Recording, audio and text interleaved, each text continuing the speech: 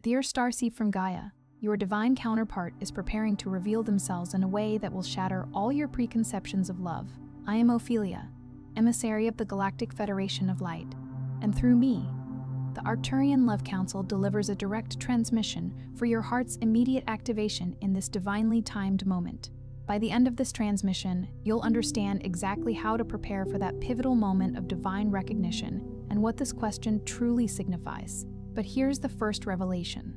That question isn't just words. It's a mirror reflecting the silent longing of your own soul, an invitation to your highest timeline. You didn't find this video by chance. Your heart called this message in. This isn't just a message, it's a moment of divine intervention. Your soul has been waiting for this guidance. Like this transmission to affirm your readiness for divine love. Subscribe if you're on the twin flame path. Comment 1111 if you feel your heart awakening. Your heart knows why you're here. The ache you've been carrying, that profound loneliness that feels like a forgotten melody within your soul, isn't a sign of lack. It's the whisper of your heart's deep memory, a sacred contract stirring beneath the surface, calling you home to a union so profound it transcends anything you've ever known. Think of it this way. A seed buried in the dark earth doesn't experience its underground stillness as punishment. It experiences it as preparation, as the necessary pressure and nourishment required before it can break open and reach toward the light. Your longing is that seed. Your ache is not emptiness, it is fullness pressing against a boundary that is ready, at last, to yield. It is the resonance of something ancient and holy within you, recognizing that it was designed for more than what you have yet experienced. And just as the seed doesn't question the soil or curse the darkness, you too are being asked to trust the sacred intelligence of your own becoming. But for many souls, this divine call is met with invisible resistance. An energetic block that feels like an impenetrable wall between them and their soul's highest love. A wall so old and so familiar that they have begun to mistake it for the architecture of who they are, when in truth, it is only the architecture of what they survived. Most souls struggle with divine love not because it isn't destined for them, but because they carry heart wounds that constantly misinterpret its presence. There is a pervasive fear of vulnerability, a deep-seated apprehension that if you truly open your heart, if you truly allow another to see the raw, unedited landscape of your soul, you will be wounded again, abandoned, or rejected. This isn't just a conscious fear. It is an ancestral echo, a cellular memory of past hurts that keeps the heart's most sacred chambers guarded, like a temple whose priests have long since departed, leaving only the locked doors and the warning written in the language of old grief. We build fortresses around our tenderest parts, stone by stone, experience by experience, convinced that protection is love. When in truth, it is only when we dismantle these walls that true intimacy can breathe. The fortress was never a home, it was always just a hiding place, and hiding, however necessary it once was never meant to be permanent. The very walls that once protected you from devastation are now the same walls, preventing the divine love you were born to receive from reaching the tender place inside you that has been waiting, quietly and patiently, all along. Consider for a moment what it would mean to let those walls come down. Not all at once, not recklessly, but deliberately and with the full presence of your own sacred witness. Imagine the relief of allowing yourself to be truly seen. Not the curated version of yourself you offer the world, but the whole, complex, luminous, shadow-threaded human being that you actually are. That is the version of you that divine love is seeking. Not the performance, not the mask, not the carefully constructed self who never needs anything and always seems fine. The real you, the one who cries in the car when a certain song plays, the one who still carries the memory of a love that shaped them in ways they can barely articulate, the one who hopes, even when hoping has hurt before. That soul is the one the universe is reaching toward. And every layer of armor you release brings you one sacred breath closer to the meeting that was written in the stars long before you drew your first breath in this lifetime. Beneath this fear often lies the insidious wound of unworthiness, a quiet belief that you must earn divine love, rather than simply receive it as your birthright. This unworthiness acts like a distorted frequency, broadcasting a signal that repels the very love it seeks. Like a radio transmitter stuck on the wrong station, sending out static when the signal it was built to carry is pure and clear and golden. You might unconsciously push away connection, sabotage budding relationships, or chase shadows of love that can never truly satisfy, all because a deep part of you believes you are not magnificent enough for the love your soul craves. You reach for echoes instead of the real thing. You settle for connections that feel almost right, but leave you emptier than before. Because somewhere in the architecture of your inner world, a foundational belief was laid crooked, whispering that you are too much, or not enough, or somehow defective in a way that disqualifies you from the fullness of love. This isn't just a human flaw. It is often a deep karmic pattern, a repeating cycle where past life experiences or ancestral traumas have imprinted the belief that you are somehow incomplete or undeserving of unconditional divine affection. These patterns manifest as recurrent heartbreaks, almost as if the universe is holding up a mirror, urging you to see the core belief that needs transmuting, not to punish you, but to give you the precise coordinates of the wound that, once healed, will become the very portal through which your divine love arrives. The pattern is almost always recognizable in hindsight. The same dynamic, different faces. The same abandonment wearing new clothing. The same lesson returning with greater urgency. Like a teacher who keeps sending you back to the same exam until you finally understand that the answer was never outside you. The universe is extraordinarily patient, and extraordinarily precise in this way. It will continue to reflect the unexamined wound until the wound is brought into the light of conscious awareness, until it is held with compassion rather than shame, and until the distorted frequency it has been broadcasting is finally, gently, and completely transmuted into its original truth, which is this: you are never undeserving. You are never incomplete. You are always, at your essence, a being of pure divine light, temporarily confused about your own nature by the circumstances of living in a world that often mistakes wounds for character and survival strategies for identity. There is also a significant misalignment that occurs between human desires and soul contracts. Your human ego may yearn for a specific person, a particular timeline, or a love that fits a societal mold, while your soul contract, guided by Arcturian heart wisdom, is orchestrating a much grander, more transformative union. The ego constructs its wish list from what it knows, from what it has seen in movies and read in novels and witnessed in the relationships around it. But the soul draws its blueprint from a far vaster repository of knowing, from the accumulated wisdom of multiple lifetimes, from the sacred agreements made before incarnation, from the precise intelligence of a cosmos that has been weaving the threads of your story long before this chapter began. This cosmic plan often requires a period of profound internal recalibration, a heart chakra frequency upgrade, and an emotional body recalibration that prepares you not just for a partner, but for a sacred union that will activate your highest purpose. Think of it as an instrument being tuned. The musician doesn't rush the tuning process out of impatience to play. They understand that a song performed on an untuned instrument is not the song that was meant to be heard. You are being tuned. Every healing, every release, every courageous moment of self-inquiry is another string brought into perfect resonance. The perceived delay or separation isn't a punishment. It is an essential phase of purification and integration. And while the human heart aches in the waiting, the soul understands that what is being built in this sacred in-between is not a temporary shelter, but an eternal home.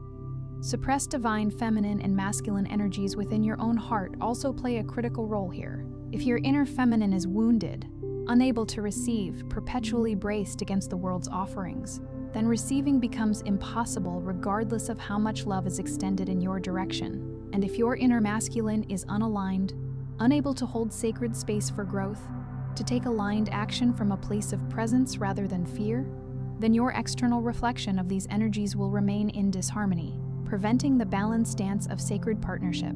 The sacred marriage must first happen within. The divine feminine and masculine within your own soul must come into harmonious relationship before that harmony can be reflected in your outer world. This internal alchemy is not the preparation for the journey. It is the journey itself. The invisible threads of unresolved karma from past relationships, past lives, or even family lineages continue to pull you into familiar patterns, blocking the new, elevated templates of sacred union from fully manifesting. These threads are not chains of condemnation, they are simply unfinished lessons. incomplete cycles of learning that your soul committed to completing before moving on to a higher octave of love. Your grandmother's heartbreak lives in your nervous system. The war between your parents echoes in the way you flinch at raised voices. The abandonment your ancestor endured in a lifetime you cannot consciously remember whispers its fear through your bloodline, showing up as patterns you never consciously chose. But awareness is the beginning of liberation. The moment you see the pattern, you are no longer entirely inside it. The moment you name the ancestral wound, you begin to step outside the loop it creates. Your current loneliness, that silent longing, is not a void. It is a divine signal, urging you to tend to these invisible wounds, to clear these energetic blocks, and to realign with the pure, resonant frequency of the divine love that is already encoded within your very being, waiting like a song that has always existed within you, waiting only for the precise conditions under which it can finally be sung aloud. There is a difference between hearing a truth and embodying it. What was shared today planted the seed, but the full activation requires deeper immersion. If you are done waiting without understanding why, the divine love frequency code reveals what no one else has told you, the exact frequency pattern that makes union inevitable. 5 transmissions, 7 sacred tools, 1 shift that changes everything. The link is waiting in the first comment, but not indefinitely. This is not information meant to live in your browser history or accumulate in a forgotten folder. It is a living transmission designed to meet you precisely where you are and move you irreversibly forward. Do not let the moment pass. The soul that feels the pull of this work is the soul that is ready, even if the mind offers its familiar reasons for hesitation. Unlocking your sacred union isn't about finding something outside of yourself. It is about opening the chambers within, one by one, with deliberate intention and fierce tenderness. Each key you turn releases a deeper truth, a potent frequency, and aligns you more fully with the love that is your destiny. These are not metaphors offered for comfort. These are precise energetic mechanisms that govern the architecture of divine love. Let them work in you. Let them rearrange the furniture of your inner world until the space you inhabit within your own heart is one you would genuinely, joyfully invite your beloved into. The first key is the worthiness unlock, and its message is simple but revolutionary. You must believe you deserve it first. Before your divine counterpart can arrive, before sacred union can fully anchor into your reality, you must unlock the chamber of self-worth. This isn't about repeating affirmations without feeling them, sitting in front of a mirror and reciting words that your deeper self greets with skepticism and hollow repetition. It is about dissolving the ancient, deeply ingrained belief that love is something you earn, something you must prove yourself worthy of, rather than something you inherently are.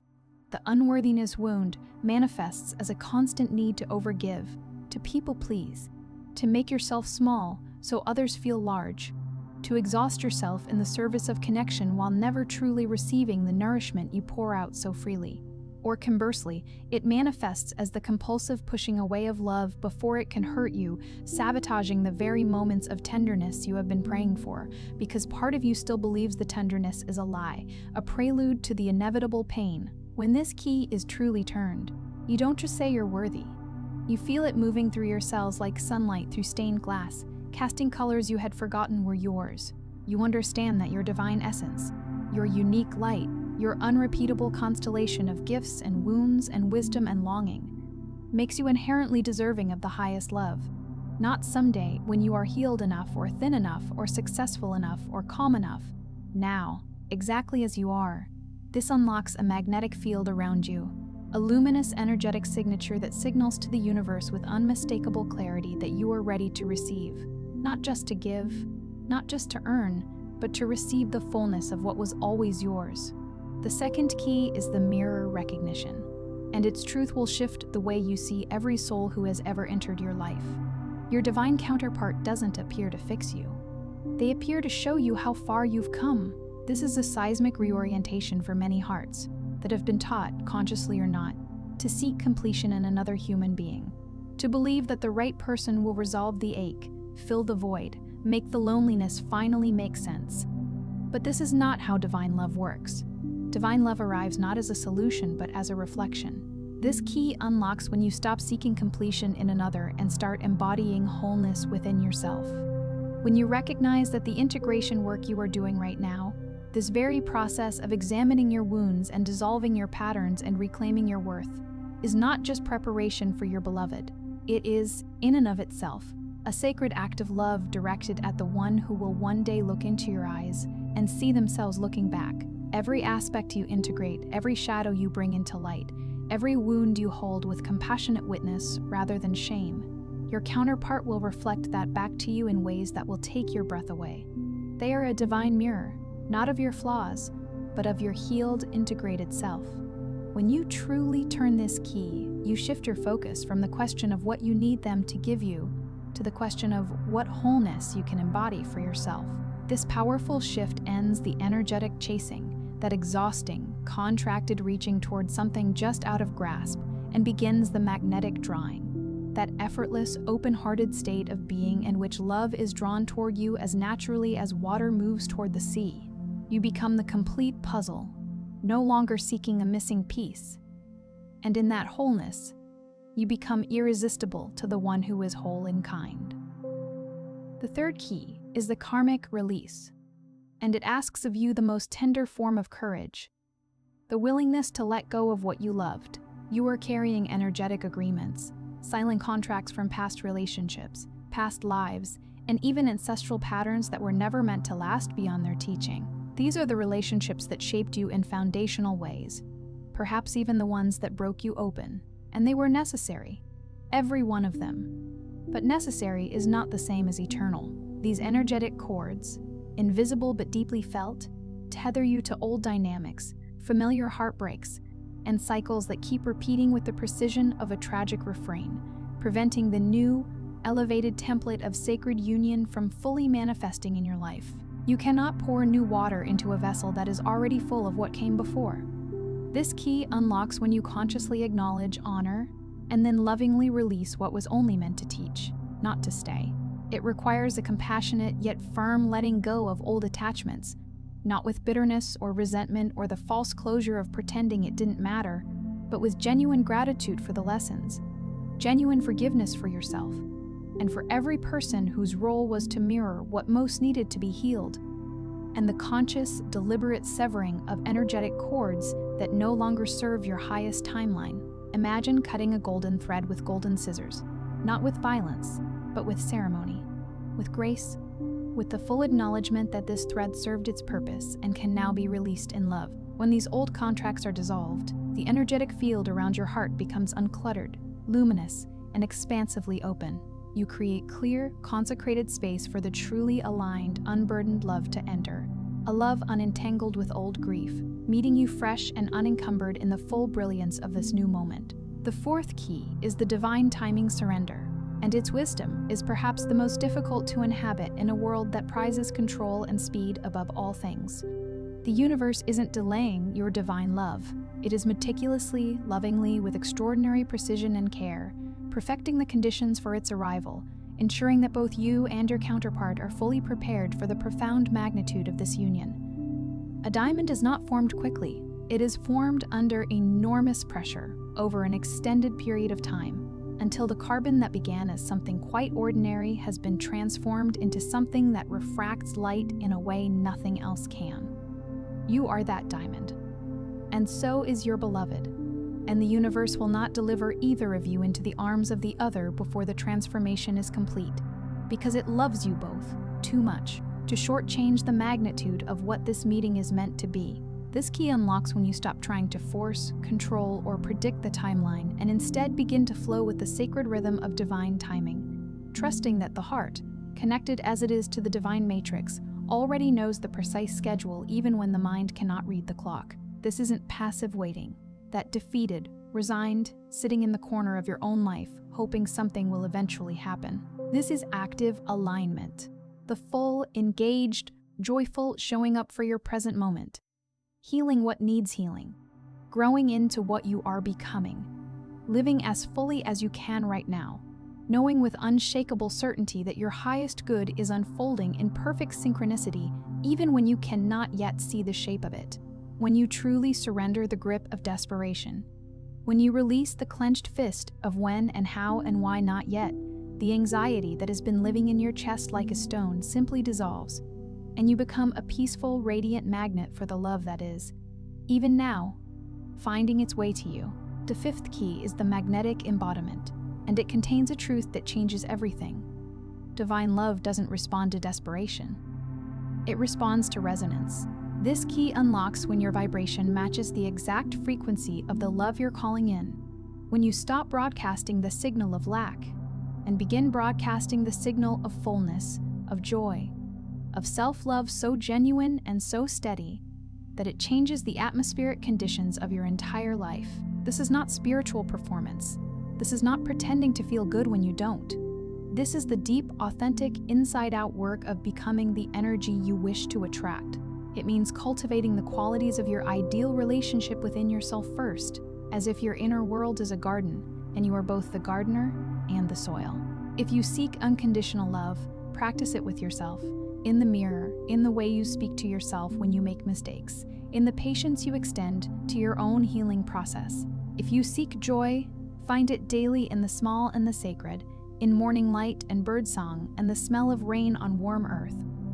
If you desire deep respect, give it fully to your own being, to your body, to your time, to your boundaries, to the sovereign truth of your own knowing. When you activate this key, your energetic field undergoes a profound transformation, shifting from a longing frequency, that reaching, grasping, searching vibration, to a receiving frequency, that open, trusting, already home vibration that the universe recognizes as its own.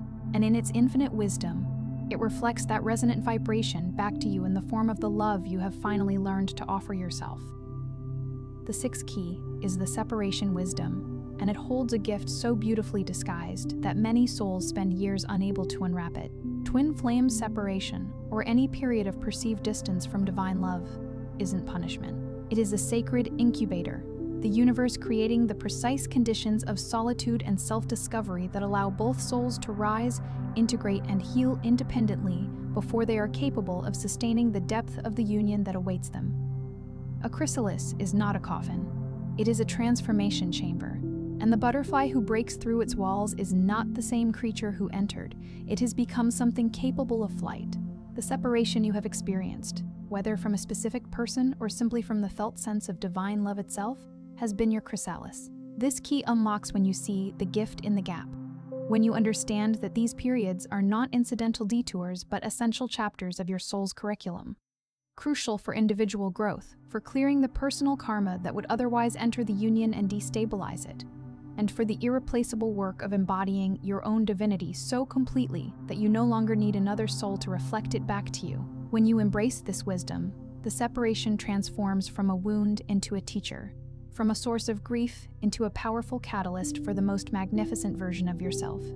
To emerge, the version that is truly, unequivocally ready for the extraordinary depth of sacred connection that is already written in the stars. The seventh key is the reunion readiness, and it is both the final lock and the final liberation.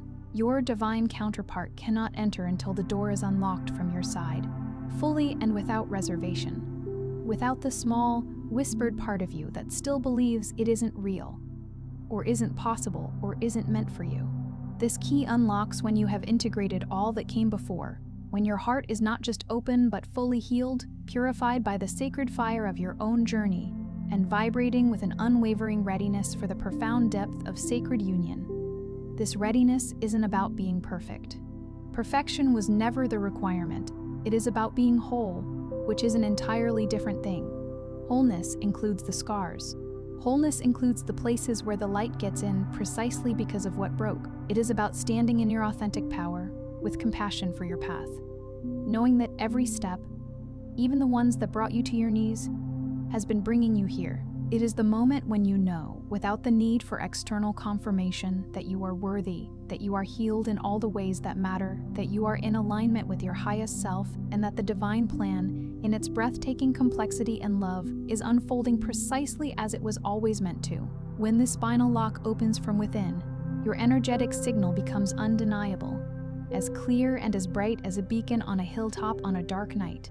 And the path for your divine counterpart to merge with your reality becomes not just possible, but inevitable, effortless as two rivers finally finding the sea. Here is the truth. whispered directly from the heart of the cosmos to yours, spoken now with the full weight of everything that has been said and everything that has been felt in the reading of these words. You are not unlovable. You are being prepared. You didn't fail at love. You chose at the deepest level of your soul's knowing to wait for a connection worthy of your soul's immense depth and your sacred lineage. The extraordinary, unbroken lineage of light that runs through every version of you across every lifetime you have ever lived. Every moment of loneliness. Every night of lying awake with that unnamed ache in the center of your chest. Every tear shed over a love that ended or never began or never became what you knew in your soul it was meant to be. None of it was a sign of your brokenness. All of it was a sacred chiseling away of all that was not truly you. The careful, reverent work of the universe sculpting from the raw material of your lived experience the precise form that is capable of holding the love that is coming. The sculptor does not grieve the marble that falls away. The sculptor sees the form that is being revealed. You are that form. You are being revealed. The universe wasn't withholding love from you. It was meticulously, tenderly preparing a vessel.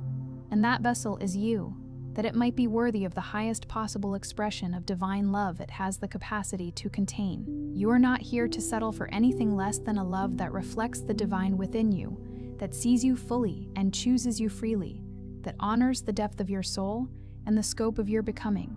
You are here to experience love at the highest possible frequency, a frequency that resonates with your core truth and elevates both you and your divine counterpart into your highest shared destiny, a destiny that serves not only your own souls, but the wider field of love and light that this world so urgently needs. You are not just waiting for love. You are becoming love. You are the love you seek, already present, already whole, already radiant, learning at last to recognize itself. Tonight, before sleep, place your hand on your heart and say this aloud. Let the words move through your lips and into the room and out into the universe where they belong. My heart remembers. My soul aligns. My divine union is here. Before you scroll, take a moment to be part of what's forming here. Drop one intention in the comments, something real from your heart journey. Then respond to someone else's with encouragement or love. This isn't content, it's collective healing. Love multiplies when hearts connect. If something in this message resonated, don't keep it to yourself. Someone in your life is waiting for this exact activation. Share it. And if you felt a soul nudge, subscribe. Stay in the flow of divine love guidance. You're not just watching, you're healing. This is your sacred space, and we're just getting started.